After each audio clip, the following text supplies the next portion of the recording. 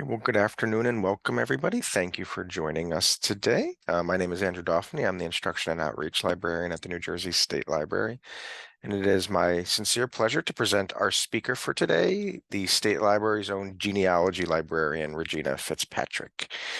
Today, she's going to be talking about New Jersey Revolutionary War and Civil War records to help in your genealogical pursuits. So welcome, Regina.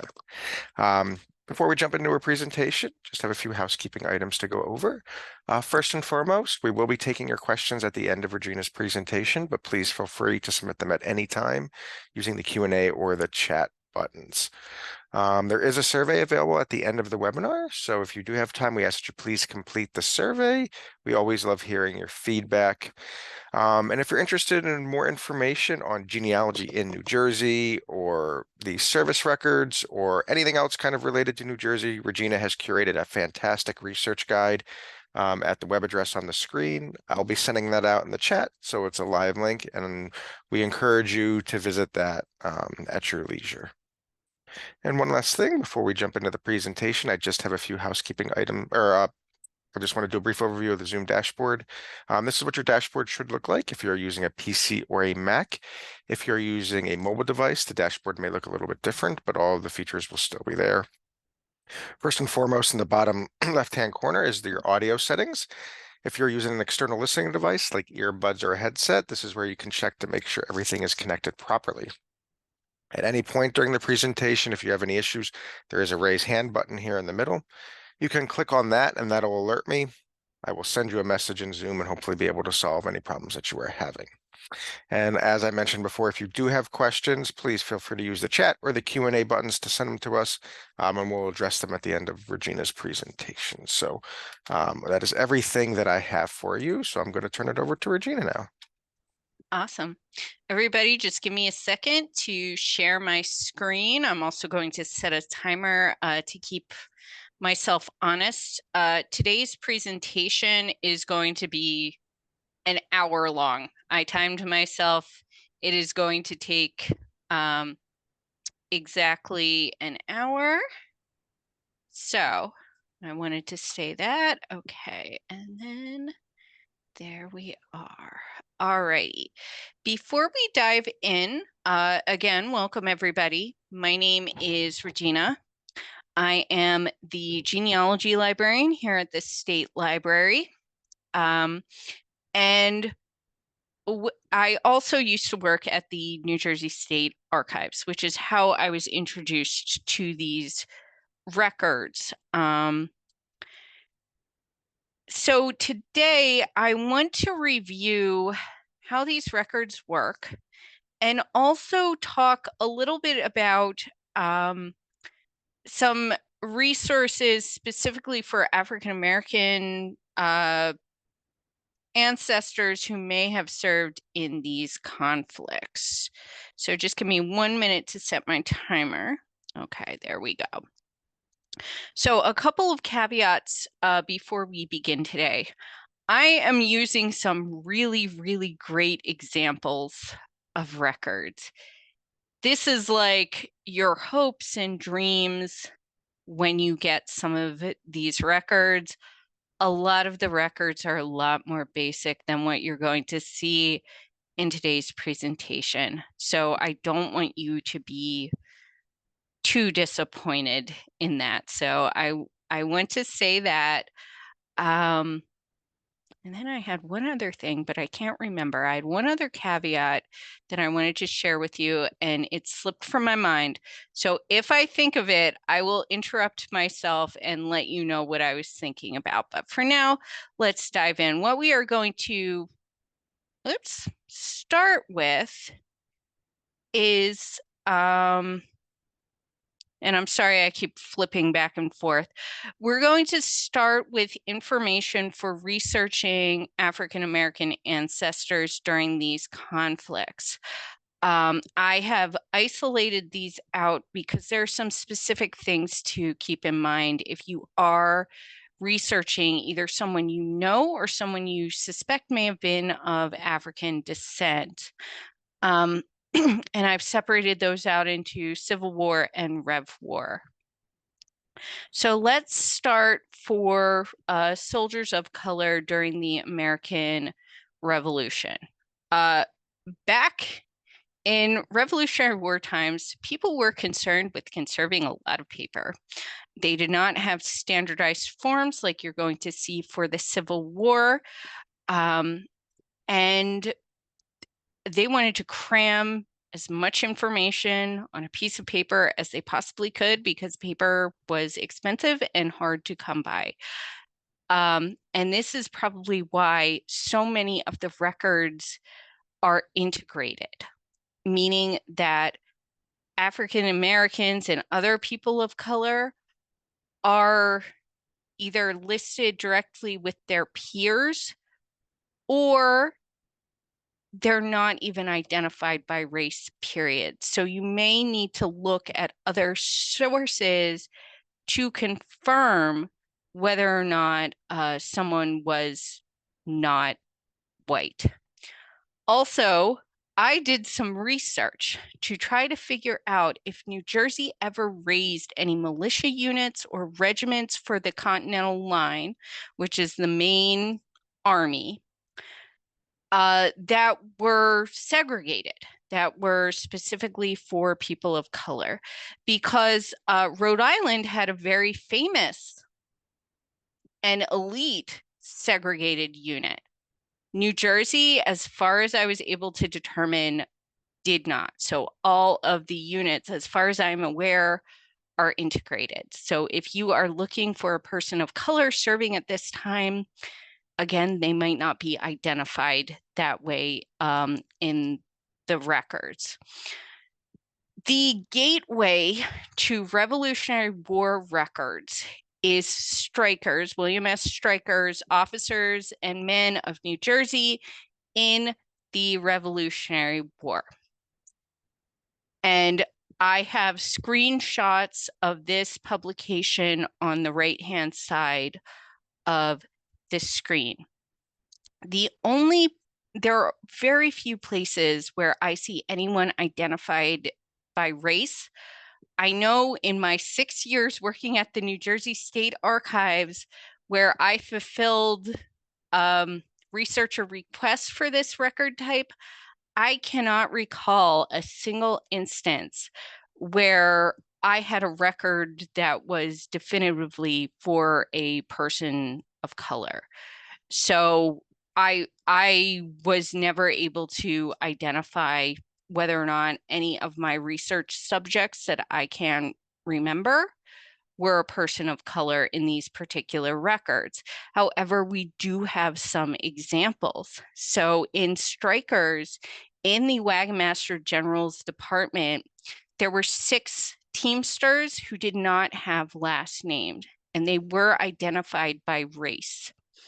So they were identified. The other individual that I found that was identified by race was Oliver Cromwell. This is a remarkable man.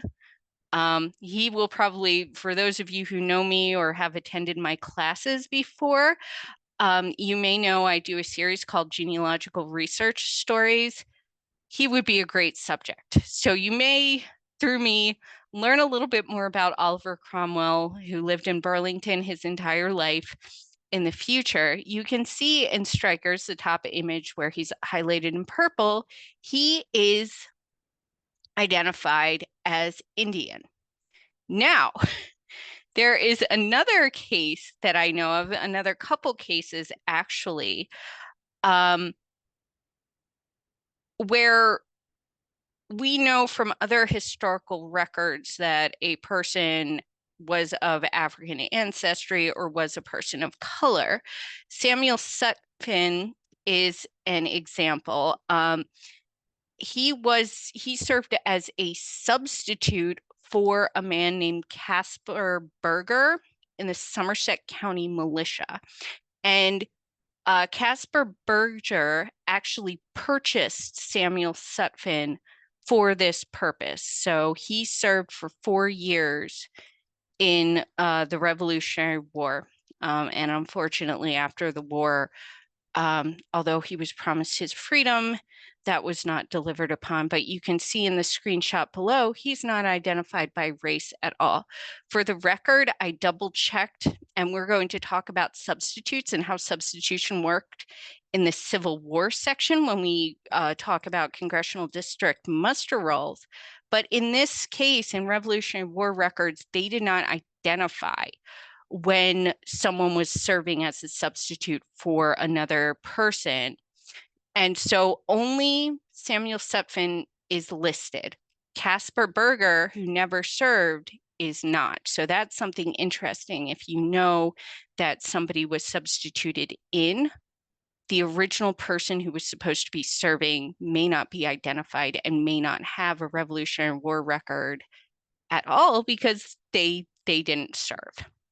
So these are all things just to keep in mind. The main point is you may have a hard time identifying people of color in these records. I have several links that are listed in the presentation on the left side of my screen here. If you would like me to review any of this in the Q&A, please let me know. So this is for Rev War, specifically for people of color, and I'm thinking very specifically of people who were of African descent who may have served. Now, by the time we get to the Civil War, things were very different. Of note and of interest for people, and I don't mention this in the slides, is that in 1792, shortly after the Revolutionary War ended, the federal government banned people of African descent from serving in the military. And I don't know how long that ban lasted. It may have been up until the Civil War. But in the Civil War, starting in 1862, the United States Colored Troops was founded. William S. Stryker, who wrote the gateway book to Revolutionary War records, where you can check to confirm that a soldier served, it's just a brief alphabetical listing, also did a similar index for Civil War soldiers. And in addition, he had guides to each of the units of service. So the top of the screen are his remarks on the United States Colored Troops. Now, something to keep in mind about the United States Colored Troops is that they are a federal regiment, meaning that not a regiment, a federal unit in a whole, meaning that people from different states could serve in that unit, but the regiments themselves were not raised by the states as the regular volunteer army was.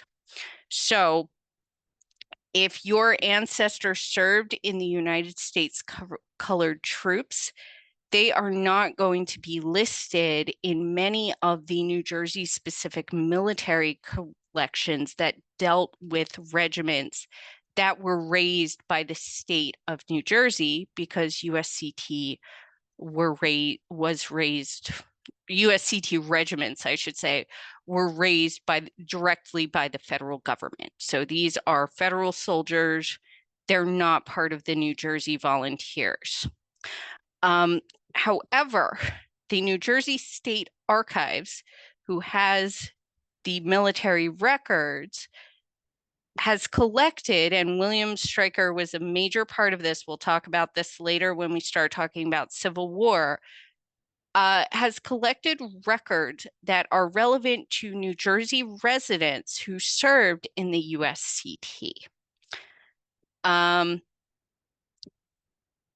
The records in general, because they're scattered across several collections, are a lot less detailed than what you're going to find in the regimental records, which can be pretty basic. So there are 5 major collections of records at the state archives. The ones that are going to have the most detail are the service files. The service files, some examples have been digitized. So yay, and there I've linked you on this slide directly to the guide page for the USCT service filed records. It's got a great detailed description, and from there you can access what has been digitized. Now, again, keep in mind that what we are going to see in the next slide is an example of like a home run, what you want to get as a researcher. Unfortunately, many of these records do not have this level of detail, but we are going to look at the service file of George B. Andrews, who served in Company E of the 25th Regiment of the USCT. Mr. Andrews was from Washington Township up in Warren County, and his service file, which is one of the ones that has been digitized on the State Archives website, which means that you can go on, you can download these images, and you can save them. If Mr. Andrews was your ancestor, woohoo, this is a big genealogy home run. Because this particular record does not only include a muster and pay record, which is what a lot of people's military records mainly consist of.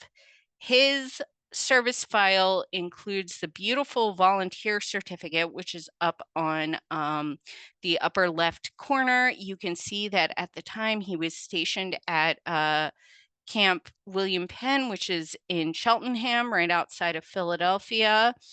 And as of March 18th, 1864, he was enlisted. He enlisted January 29th of 1864, and that's where he is. The letter to the right of the volunteer certificate is from Arthur Hitchcock, Mr. Andrews' commanding officer, confirming his service in September of 1865 and noting that he is serving at Barrancas, Florida as of 1865. Barrancas is right outside of Pensacola. It has that fort has a really interesting Civil War history. In my blog post, I'm going to link you to the National Parks website where you can learn a little bit more about what happened there during the Civil War. But that's where Mr. Andrews was serving. And then the third item is a letter, which is fantastic because it confirms that Mr. Andrews was married. So we know that he was married, and that gives us some genealogical clues, genealogical breadcrumb trail to follow if we want to learn more about his life. This is a letter that someone is named Oscar Jeffrey is writing on behalf of Mr. Andrews' wife for her to receive his state pay while he is serving on duty. So that is an example of a service file. Not all of the service files are going to look like this or have this level of detail where you really get a sense of the soldier's service, but this is really fantastic. And then here's what we could do with this information if we were interested in researching George B. Andrews further. One of the other collections that I mention here are the muster rolls. A lot of these records collections are very heavily based on muster rolls, so I would go straight to them. Unfortunately, the muster rolls have not been digitized, so you would need to write to the state archives to get a copy of a muster roll that may have Mr. Andrews listed on it. For other soldiers, I might recommend checking the 1890 Veterans Schedule. George B. Andrews was not listed on this schedule, probably because he was not yet deceased. In 1887, Mr. Andrews filed for his pension. For those of you who are familiar with Civil War pension, what you may know is that the National Archives has a deal with Ancestry and Fold 3, where they are working on digitization of the widow's pensions currently. Mr. Andrews was living when he applied for his pension. His wife was not applying for his benefits. So he so his pension record unfortunately has not yet been digitized. However, the entire index to Civil War pensions is available on Ancestry or Ancestry Library. If you are close to the state library, we have an Ancestry Library subscription. The state archives has one if you're going there to research. If you're far away, I would recommend reaching out to your local public library to see if they have it, but this confirms that he has a pension. We later in the presentation, we are going to see what a Civil War pension looks like and why it is so valuable. So I'm going to save that. I would highly recommend looking at the Civil War pension file article on familysearch.org. Oh, I forgot. So I mentioned that Ancestry and Fold 3 are working on digitizing the widow's pensions. I checked yesterday. As of right now, they've digitized about 22% of that collection. So for many soldiers, you are still going to have to write to the National Archives who holds these records. But if you know that your soldier was widowed, you can still get access through Fold 3. The state library does not subscribe to Fold 3. I would recommend reaching out to your local public library to see if they have a subscription. Also, if you are near a family history research center, they may have access to them as well. Mr. Andrews is also listed in a great research source called Our Brothers Gone Before. It's a fantastic index. It will confirm Civil War service, especially if your ancestor was a New Jersey resident who served in the Civil War and died in New Jersey. From this entry in Our Brothers, we learn that Mr. Andrews died in 1903.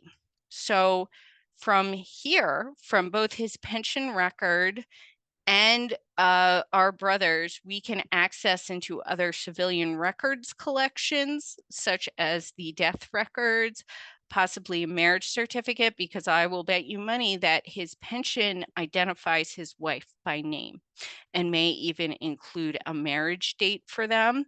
So that could lead you to getting their marriage certificate, and either the marriage or death certificate might have parents' names if you are interested in tracing Mr. Andrews' line back further.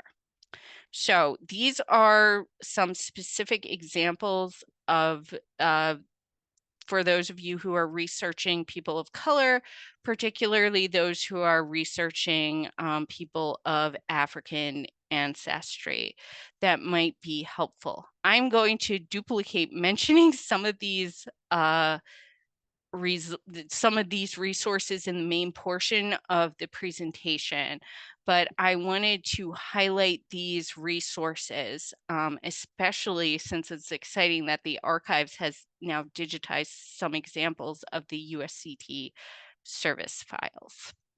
And if anyone has any particular questions about these sections, please let me know. Again, I'm going to be doubling down on some of this information through the presentation because there is a lot of overlap.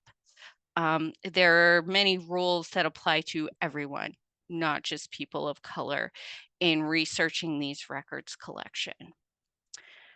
So throughout the presentation, we are going to be looking at resources that are available and specific to New Jersey, that are at the New Jersey State Archives and are also held by the federal government.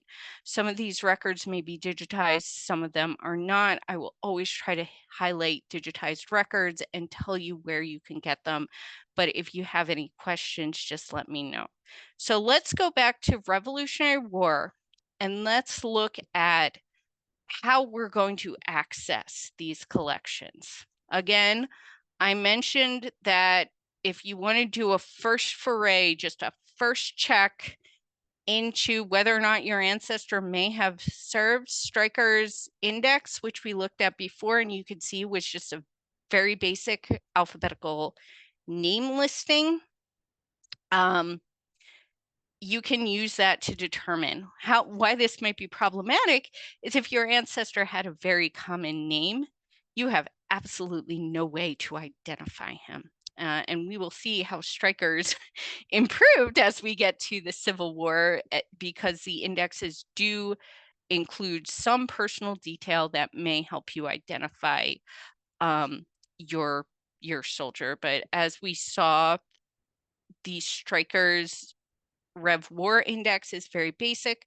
This was published pre-copyright, and in my previous slides on people of color during the Revolutionary War, I do have a link to the Internet Archive version of Stryker's, which is searchable. You can search within the volume to find a particular soldier, so it's something that is useful.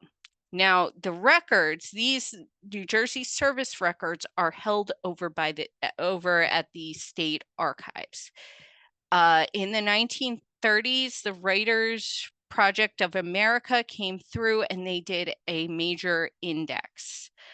And they decided that it would be logical to group the records by an individual's name rather than organizing them by regiment. And we will see why that might be important later on, but it does make the records very easy to access, particularly if you are interested in joining a heritage society such as DAR and SAR.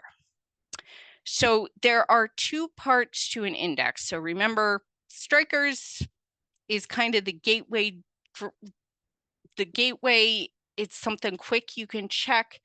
Even if your soldier isn't listed in Stryker's, it may still be worth writing to the state archives to request a search, because your soldier could still appear in either in the compiled service cards, which is part one of the two indexes.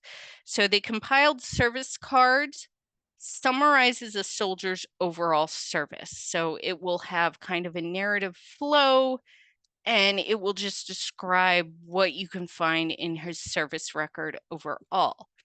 And then the second index are the Revolutionary War slips, which is again an alphabetical by last name index, but every single place a soldier appears in the original manuscripts is documented and abstracted. Your soldier is going to appear in a lot of pay and muster rolls, just a lot of that is a very quick spoiler alert. That's most of what the military records are at this time. So the compiled service card summarizes overall service. The slips refer to individual documents where your soldier is mentioned, and it kind of gives you some context of how they are mentioned within that document. And they will give you a specific citation as to where you can find that particular document. The original manuscripts are the actual documents, and like I said, they're mostly muster and pay. And just a minute, we are going to look at some examples. Again, remember, this is an ideal. Like this is everything you want to see. So we are going to be looking at Mr. Cornelius Quackenbush, who had a Revolutionary War service record. And again, this is a compiled service card. You can see for Mr. Quackenbush, it summarizes his entire length of service. There are some citations to where this information to put this index card together were, but I would recommend following the citations that you find in the Revolutionary War slips. And this is advice. So you can obtain these records one of two ways. You can either write to the state archives and request them to do the research for you, or you can make a research appointment with the state archives and you can go over there. These records are microfilmed. You can look them up yourself. So this is my advice to you if you go in person and are looking at the microfilm yourself. You're going to go to the compiled service cards. You're going to find your guy. You can read all about him on here based on his military records. Woohoo, that's great. You may notice a couple citations. Wait until you get to the slips and use the citations on the slips to go to the documents.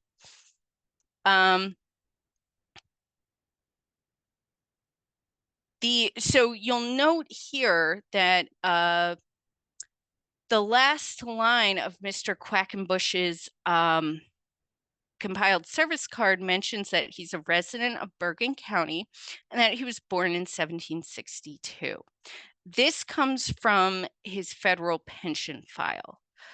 You are not going to receive federal pensions through the state archives. They are not owned by the state archives. However, at the time, if the archives had, some portions or extracts from the pension files, they would include them in the compiled service card to provide some personal identifying information. And this might really help you if your soldier, again, had a very common name and you need to differentiate between multiple individuals with that same name. So just to warn you, if you do request compiled service card, it mentions some personal information and you see a citation like invalid number 4748, that refers to a federal pension file. Because the state archives does not own the originals, they are not going to be sending you that document. So just something to keep in mind. The other thing, your person may have a reference, and unfortunately, in many cases, not in many, but in some cases, the only place where your soldier appears might be Strikers, that Gateway Index book. So when the state archives sends you a Revolutionary War request, they're going to probably send you the printout from Strikers already. So you'll always get that as part of your request. So just so you're aware, and you have access to it yourselves now through Internet Archive. Here at the State Library, we have a physical copy of it on the shelf. In fact, we have multiple, and the State Archives does as well if you're going in person there to do research. So at any rate, this is what a compiled service card looks like. This is some of the information it might contain. This is what a Rev War slip looks like. And again, this is abstracting a document where the soldier is mentioned. So soldier may have just one slip, he may have multiple slips. If your soldier was an officer, he's going to be mentioned a whole lot. He'll probably have a whole lot of slips because he was probably the person who was maintaining records, writing correspondence on behalf of the regiment. So if you're researching an officer, you may get some cool things in the original documents, like his signature, some of his correspondence. I remember in one case, one of the officers needed new buttons for his uniform, and he needed very highly specific buttons, and he had all the details in this letter, and it was the coolest thing. I was so excited to send that off to presumably his ancestor to enjoy. So you can get some cool things in there that are not necessarily just pay and muster, but a lot of the stuff for enlisted guys is going to be pay and muster. And then if you're researching an officer, you may find some more cool stuff. But probably, especially if you're researching an enlisted man, he's only going to have a few of these slips, maybe 4 or less. And that's not always the case, but in most cases it is. So your soldier, if you're looking at this on microfilm, make sure you go through the listing until you get to the next name to ensure you have all of your soldiers' slips. And that reference line, let me see if I can move my mouse and just highlight. Okay.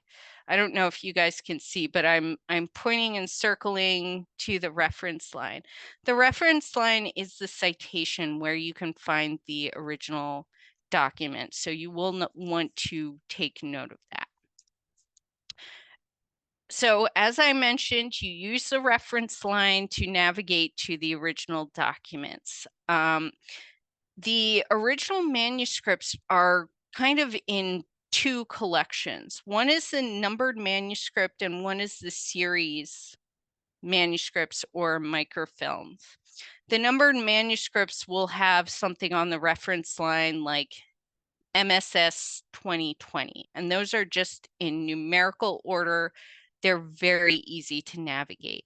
The series microfilm are either bound books or they're tiny little scraps of paper like that big that have been microfilmed in sequential order.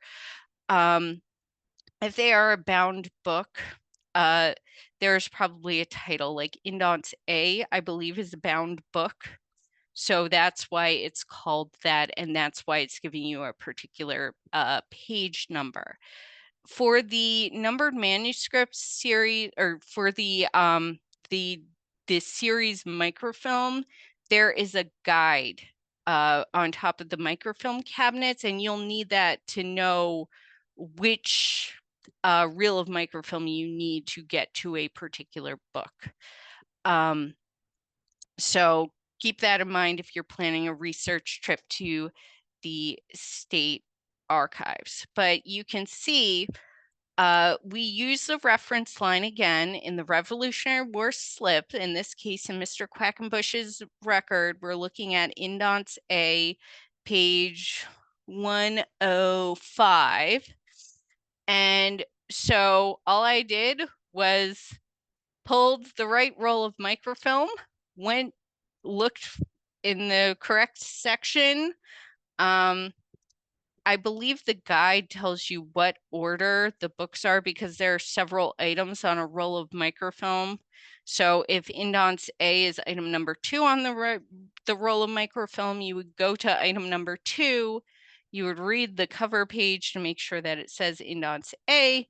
And then you would go in and you would go to page 105 and you would find record of Mr. Quackenbush's pay record. He received a militia indent, which is one of those tiny little scraps of paper that is essentially an IOU for interest owed to him on his continental pay.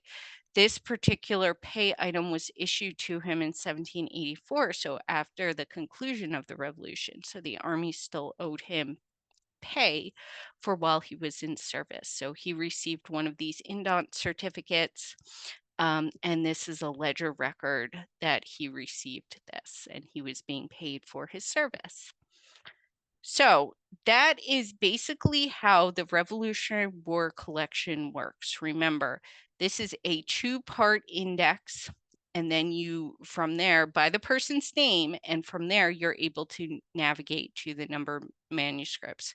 Now, this is a little bit frustrating for people who are interested in doing historical research rather than genealogical research, because it's very difficult to see people by regiment or by unit, and all the unit papers are not grouped together necessarily.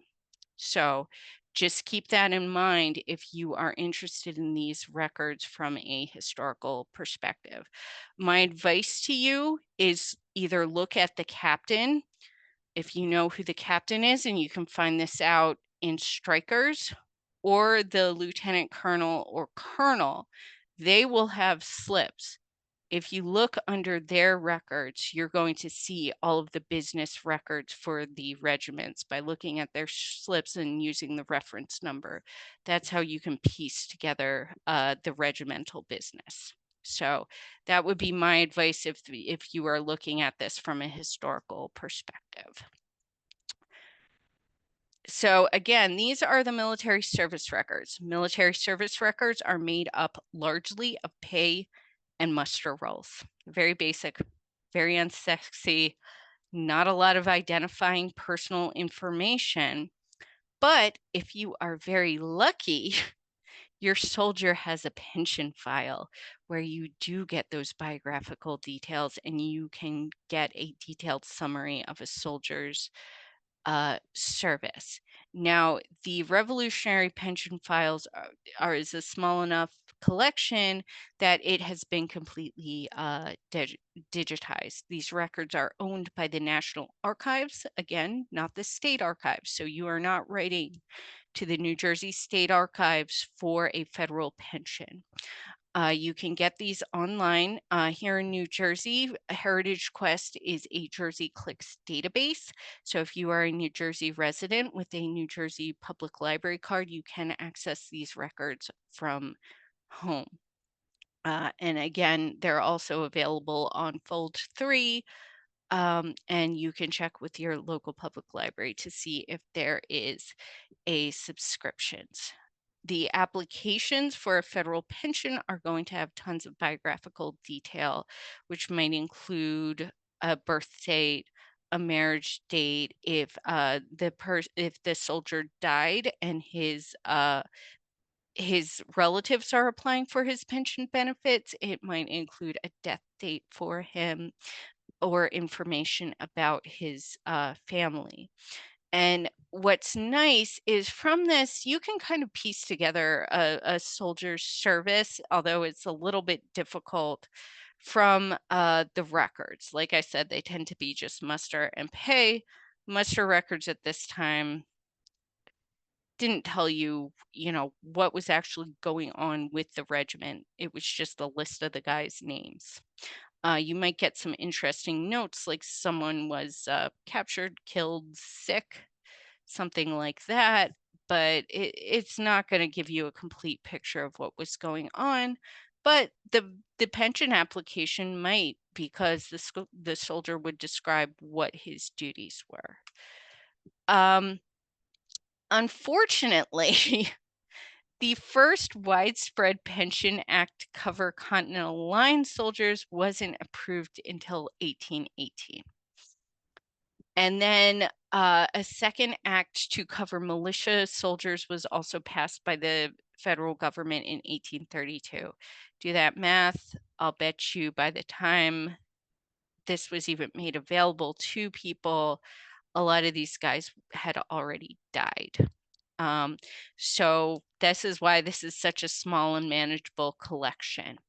But what we have is our friend Mr. Quackenbush, whose Revolutionary War service record we just went through. He lived long enough to get a pension. And this has very rich detail, particularly of his service. One of the most interesting things about this application is you see how soldiers were able to kind of just jump in and out of service. I believe Mr. Quackenbush first served in the Bergen County Militia in like 1777. He was a teenager and he only served for 3 months. He waited another year. He went back in and he did this 4 or 5 times. He served under 5 different militia captains. The main part of his duties were guarding lines in New Jersey and New York. You get information on some of the other soldiers who served with him. Pension confirms that he was born in 1762 in Bergen County. And then on page 2, which is the lower page highlighted in red, you get Mr. Quackenbush's signature. So that's something that is very cool. So even if there's a good possibility that your soldier does not have a pension record, I think because this collection is so easy to access with your local public library card because it's all been digitized, it is very definitely worth going on Heritage Quest and double checking to see if your soldier did in fact have a pension. And you might be clued in by getting his Revolutionary War service record. If any pension details are mentioned, you'll know that he has one and you can jump on Heritage Quest and get access to it. If you would like a physical copy, you can write to the National Archives. They own the originals for this. So that is Revolutionary War service record. Remember, people of color are not necessarily identified as such in these records, and maybe even not in their pensions. I don't know. So uh, it's definitely worth checking these out. But if you are looking to identify a person of color, unfortunately, the military records from this time period may not do that for you. So that's just something to keep in mind. Now, this is not a problem at all in the Civil War. By this time, units were not integrated, they were segregated.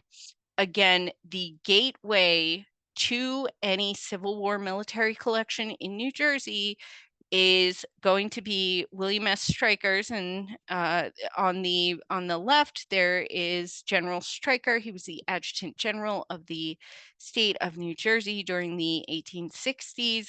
He is responsible for our state military collections. He wrote newspaper advertisements after the Civil War begging officers, hey, if you guys have any of your old ledger books, anything like that, check your attics, check anything. I will take anything. Just get it to me. So he collected a lot of Civil War records, and he collected records for a lot of older conflicts to ensure that these were preserved by the state. So thank you, General Stryker. You are our military hero here in New Jersey. And we can see that the indexing is a lot more sophisticated. It will give you a company and regiment for your soldier, plus possibly some of the details. There's a remarks field where you can see if somebody, was put on injured reserve list or was discharged or deserted. There are age information, and place of enlistment details. So if your relative in this case had a pretty common name, you might actually have a chance to identify the correct individual in this version in Stryker's Civil War. Again, we got tons of print copies here. State Archives has it, but this was published pre-copyright. They're also digitized. When you order the Civil War records off of the state libraries or the State Archives website, it takes you to a transcribed table of the index. So you'll be able to see the content of the index right when you're trying to select your soldier to order research on their records. Again, Our Brothers, which we saw for Mr. Andrews, is a fantastic research source. When I worked at the state archives, we would always send you the soldiers listing in Strikers, but we would also try to look him up in Our Brothers, because that would give you his death date if he died in New Jersey and was buried here, and then you could then get to his death record and find out some more biographical information about him. So those are the gateways to this records collection. Again, the Civil War Regimental Records Collection and other New Jersey-related Civil War collections are held by the state archives. Remember that this is because the regular units were raised and regiments were raised by the state of New Jersey and became part of the Union Army.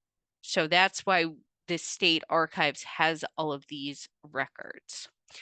The regimental records are organized, as the name implies, by regiment and company.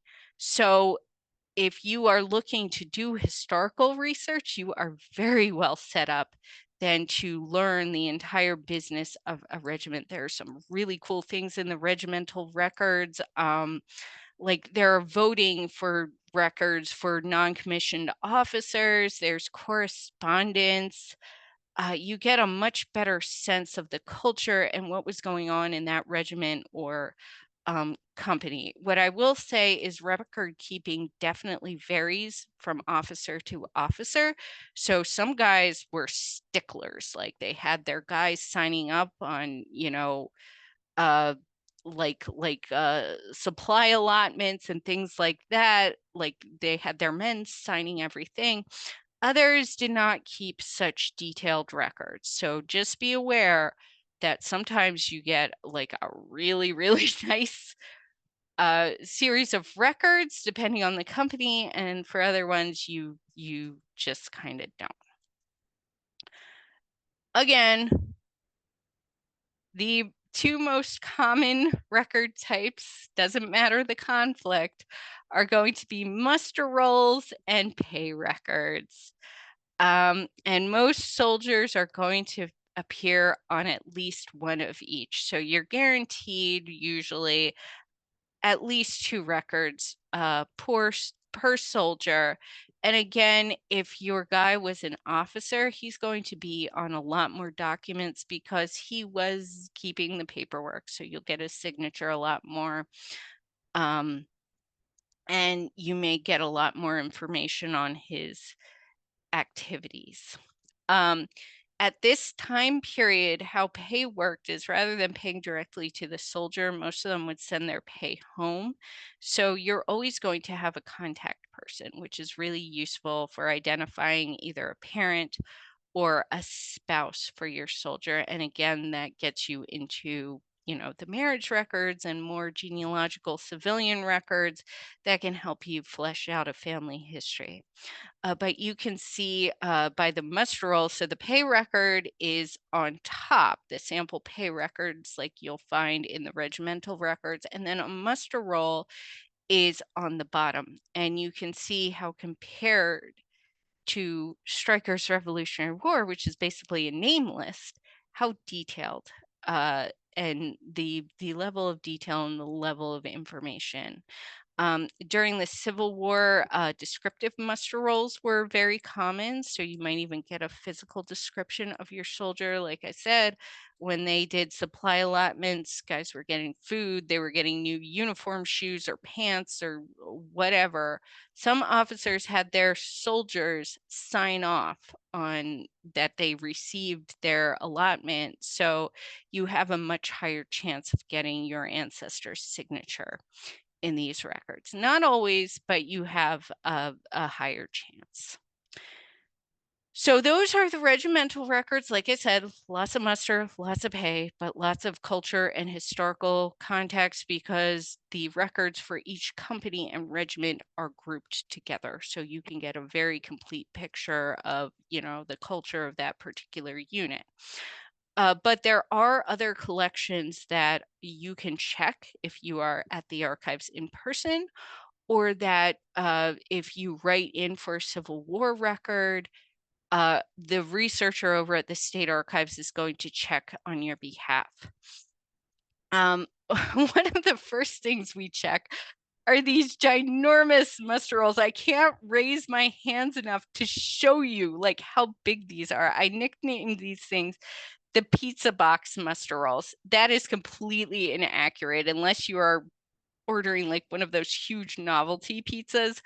Like this is like the surface of a coffee table, and it was incredibly heavy. So if we can't find your soldier on a muster roll, either a muster roll by congressional district or in the regimental records, we'll pull out one of these big volumes and get you some kind of record of your soldier's service. Because if he's in strikers, he appears on a muster roll somewhere.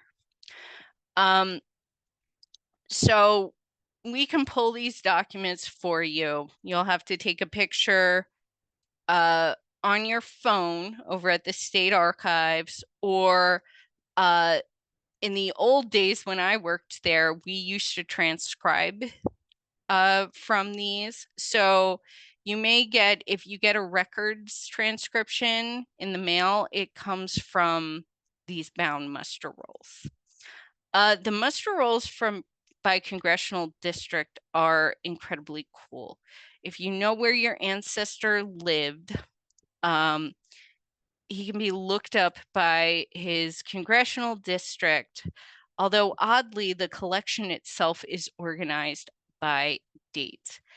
And what's nice about this collection is that it's organized, it's a It's a detailed muster roll with a physical description. So you're always going to get a nice physical description. This is applicable to soldiers who enlisted in from late 1863 all the way up to the end of the Civil War in April 1865. And it also includes the soldier's signature as well. Now, some of these roles were substitute lists. And remember, we talked about Samuel Sutphin back in the beginning of the presentation, who was a substitute, but he was not identified that way in Stryker's Revolutionary War. The muster rolls by congressional district explicitly identify substitutes, and they tell you who the person is substituting for. So the person who was supposed to go into the army is listed on the front, the soldier is always listed on the front, but if the person is a substitute, the person who they're substituting for is always listed on the back. And that's what we're seeing. This is an example of a front and a back of a congressional district muster roll for substitutes on the right of our screen. So that's something else really cool that you might find. Other really cool and useful collections. And again, unfortunately, these collections are referring to the New Jersey regiments only. So remember, USCT is a federal regiment. The state archives has records that pertain to New Jersey residents who were serving in the federal regiments. But unfortunately, they are not represented in the records that refer directly to New Jersey raised regiments, which is what these are. So the musters by congressional district and the Civil War payment vouchers refer to these New Jersey volunteers regiments. The Civil War Treasury vouchers, which we're looking at here, tracked spending, including payments out to soldiers and their families.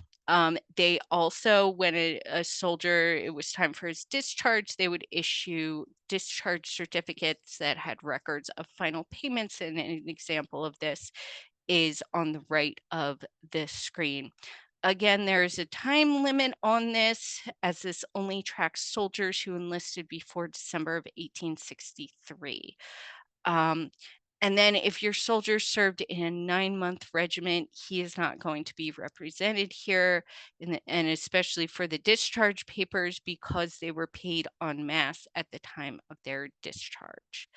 And again, this collection has an online index. If you are ordering records, it may be worth seeing if your soldier is represented either on a payment list or if he has a discharge certificate, because not every soldier does. There is a date limit, which is described on the left. But again, if your soldier does, you'll note that we learn a whole lot about the individual, and in this case, David McManus. It has his service information, the date of his discharge. It has where he was born, how old he is, a physical description, and what his occupation was. So we learn a whole lot about David McManus from this documentation. And if we wanted to look and see if David McManus naturalized, we know he was born in Limerick. That at least gives us some kind of clue. If we were looking for him in the census, we know at the time of his discharge, he was working as a boilermaker. So we may be able to, that may help us find him in the census or in other genealogical civilian records as well. And then the final collection, and keep in mind, this is a very, very small collection. There are only about 400 images in this collection, but again, it's completely digitized and available on the State Archives website. And these are photos of soldiers, mostly officers. I don't think I've seen a single person of color represented in this collection.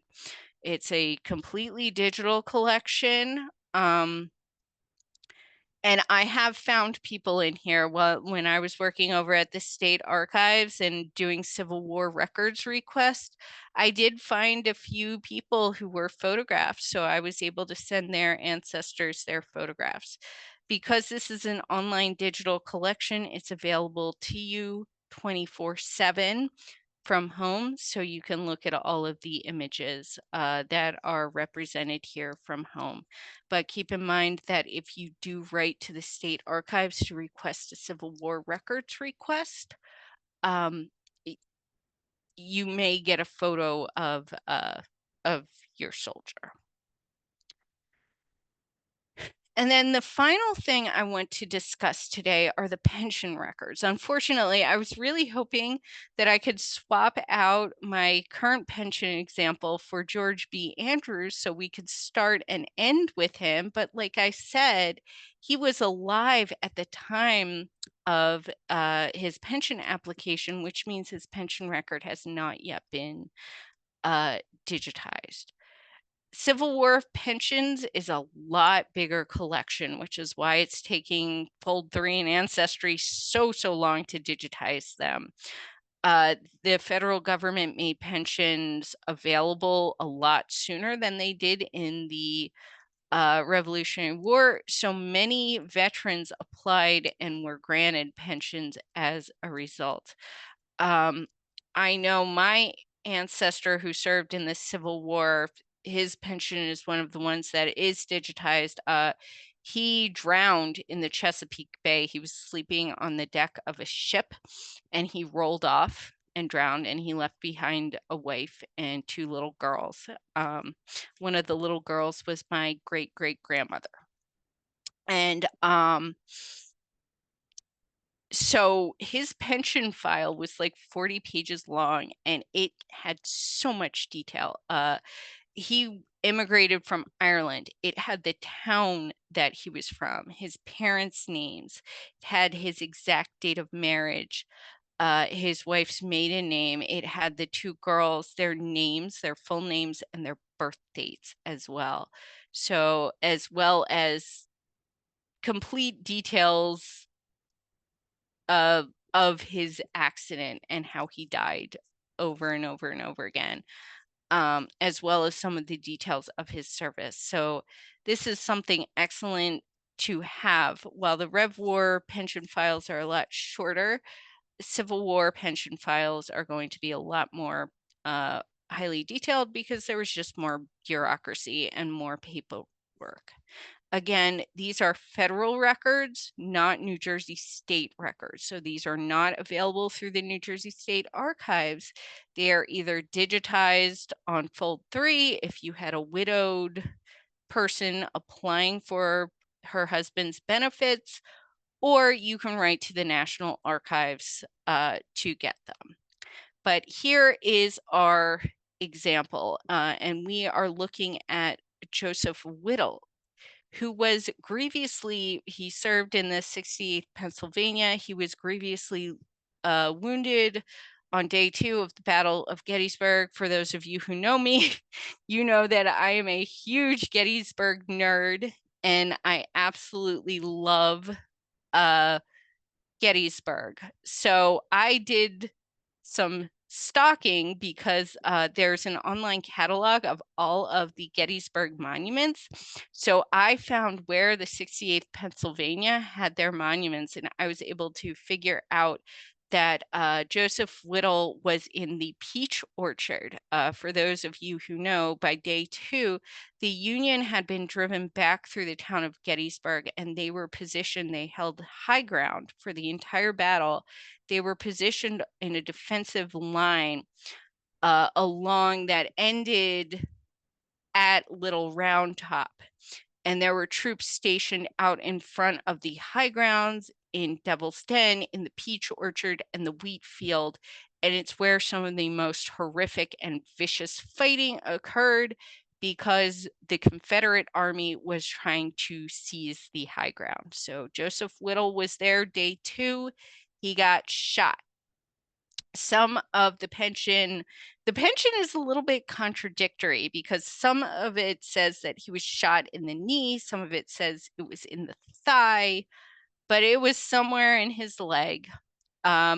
He ended up, those of you who are familiar with Gettysburg know that after day 3 on July 4th, the battle ended on July 3rd. During Robert E. Lee's retreat back to Virginia, it was pouring rain. There was a horrific rainstorm. So Joseph Whittle never really fully recovered from his injury because he spent several days while the overwhelmed state of Pennsylvania and populace of the town of Gettysburg tried to give help to the wounded. It was a very small town of less than 5,000 people, and they were just completely overrun with tens of thousands of casualties who needed assistance. So Joseph Whittle spent several days laying on the damp, cold ground after this battle, and on top of his leg injury, he got a lung infection and he just never recovered. He died in the 1870s. His wife, Mary, died in the 1870s. And so his two children, Joseph Jr. and Julia, are the ones who filed the pension claim. So some of the highlights of this pension is that Joseph Whittle and Mary Whittle actually have death records. There is a detailed description of Joseph Whittle's injury and the basis of his children's claim. So you get tons and tons of information. And if you do a little background research like I did, you can paint a really rich picture of what exactly happened here. And this is thanks to my Gettysburg nerdery. So I'm I'm I'm always happy to share what I learn about Gettysburg and give you some details about the battle. So again, remember that the Civil War and Rev War pensions are federal records, whereas the military service records are state level records, meaning that they are held by the New Jersey State Archives. I do want to mention before I close and we get into questions that here at the State Library, we do have over 100 regimental histories. So that might be another great historical context resource that the State Archives has. Many of these are related to Civil War regiments. We do have some for Revolutionary War regiments, and these are part of our Jerseyana collection. And Andrew is our collection curator for that. But if anybody has any questions, would like me to review anything from the presentation again, I am absolutely happy to at this time. You can also email or call me with any further questions. Thank you all so much. All right, thanks, Regina. If anybody does have questions, please feel free to send them using either the Q&A or the chat buttons, and we'll be happy to address them. Maybe while we're waiting for some questions to come in, what are you mentioned some of the ongoing digitization projects for the Rev and Civil War. Maybe just review them again, what people can expect Okay. in the next few years, hopefully. Yeah, I don't know that the records collections of the state archives, these military collections, will be digitized. I know with the Civil War regimental records, which we talked about extensively from personal experience handling them, they are incredibly fragile, because most of them are unfortunately stored in archival boxes, but the pieces of paper that muster and pay records are on, are actually much larger, and they need to be unfolded and stored in map cases. So there's a lot of breakage along folds. And so certain records may not be good candidates for digitization simply because they are so fragile. So I don't know about the military service records. However, as far as I'm aware, the Revolutionary War pension records from the federal government are 100% digitized and they're available on Ancestry. The digitization of Civil War pension files is ongoing.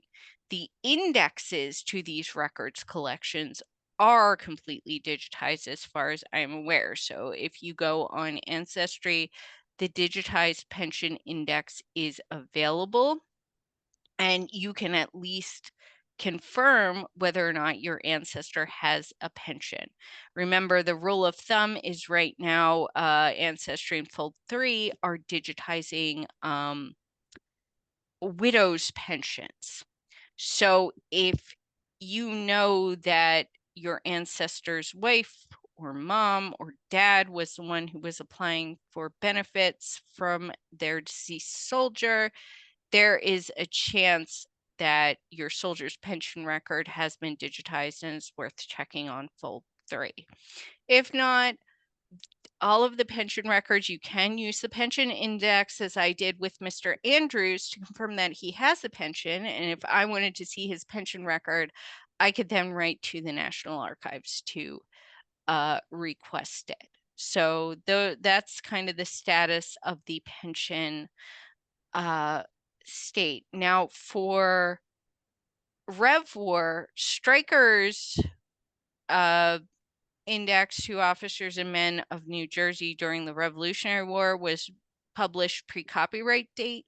It has been digitized in several locations. I like the Internet Archive version. If you come and see us in person here at the State Library, or if you go over to the State Archives to do this research yourself, there are physical book copies. So you can access strikers both in person and at home. Officers and Men in the Civil War similarly is produced out of copyright. It has been digitized.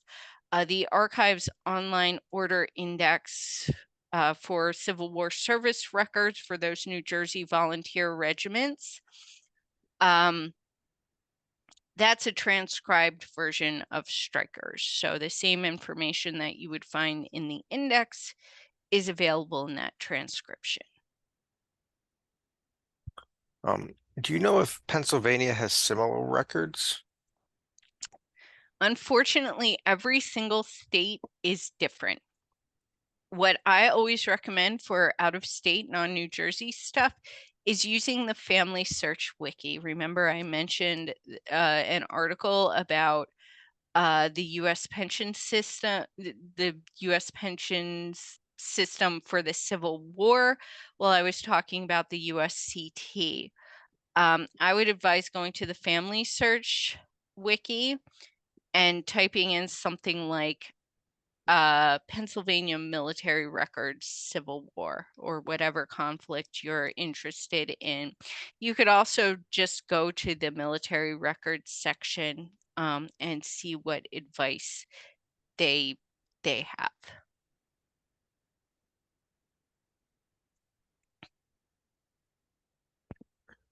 Alrighty, well, I don't see any more questions, so I think we can end it there. Anything you want to close on, Regina? Yep. Just remember, I know I presented a lot of very dense information today. Please feel free to reach out if you have any questions or if you're confused about what we discussed. Remember, for Revolutionary War, if you're researching an ancestor of color, the military records are going to be largely integrated. In the Civil War, that is not the case. It's divided into regiments raised by the state of New Jersey and USCT, which is a federal regiment. So the state archives does have records collections for USCT, but it's only related to individuals who were residents of the state of New Jersey. So just keep that in mind, and keep in mind too that the military records, the stuff that's just basic muster and pay records, is going to be held by the New Jersey State archives. You can either order those records online, or you can go in person to the archives with a research appointment to look at the records yourself. But the pension records, which are going to give you more of the biographical information, more of the summary of a soldier's service, more details of what he may have experienced during his military service, those are held by the National Archives. And if a record is not digitized, you'll need to write to them to request. I don't know what the National Archives visiting policy is right now, but if they have visiting hours, I would presume that you could go and also access them that way. All right. Well, thank you so much, Regina, for speaking today. And thank you, everybody, for attending. This program is being recorded, so a link to the recording will be sent to everybody who registered. So look out in your email for that. And I just click to close with saying be safe, be well, and please come check out our collections if you can.